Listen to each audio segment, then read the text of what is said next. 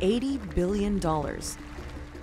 That's how much China has pledged to African nations in grants, interest-free loans, and credit lines towards infrastructure projects.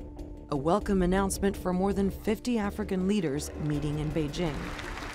China has deserved to be considered nowadays as a true friend of Africa. No historical colonial links with Africa. What more can you wish for from a friend than to stand a hand of friendship in order to raise you up when you are flat on your stomach? China has invested billions of dollars into the continent, building bridges, airports, and roads, in part to expand China's trade routes under the so-called Belt and Road Initiative. In return, Africa's economies overall have skyrocketed.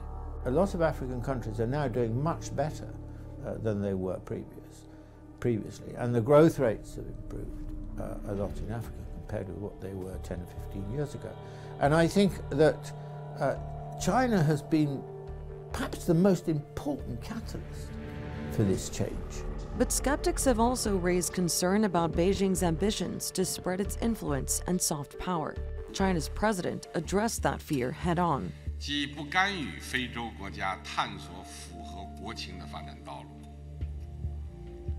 不干涉非洲内政，不把自己的意志强加于人，不在对非援助中附加任何政治条件，不在对非投资融资中谋取政治私利。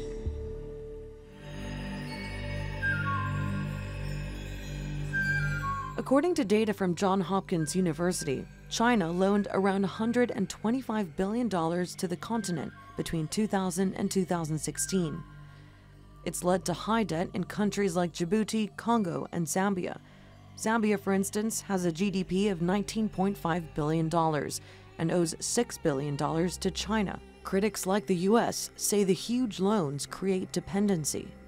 We partner with African countries by incentivizing good governance to meet long-term security and development goals.